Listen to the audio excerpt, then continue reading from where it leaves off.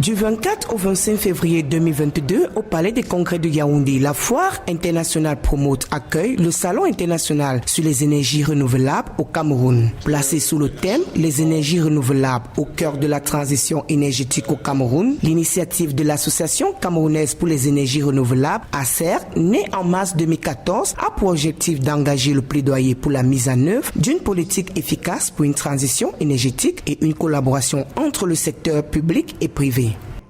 On partira des fossiles, le pétrole, pour aller aux énergies vertes, non polluantes. Bien évidemment, pour laisser un capital à nos enfants, à nos jeunes générations, il faut préserver cette planète. Et pour préserver la planète, on a besoin des énergies vertes, qu'on appelle les énergies renouvelables et alternatives. Ces énergies alternatives sont dans la nature. Et c'est très important, elles ne polluent pas. Contrairement aux fossiles qui polluent, qui émettent, n'est-ce pas, les effets de gaz à effet de serre.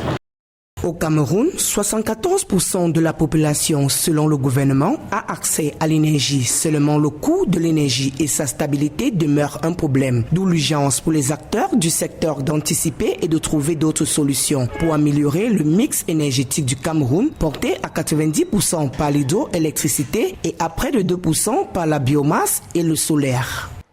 Il y a beaucoup de parties de la population qui n'ont pas accès à l'énergie. Et pour nous, en fait, il faut créer une alliance forte entre la science, entre la politique, entre aussi la société civile pour vraiment vérifier les besoins réels des populations différentes. Selon les experts, la demande camerounaise en énergie devrait augmenter dans les années à venir. On s'attend à un accroissement de celle-ci à un rythme d'environ 7,6% jusqu'en 2025. Elle devrait dépasser 1600 MW à cette date, au moment où la population camerounaise va atteindre 28 millions et rendant la problématique énergétique encore plus aiguë.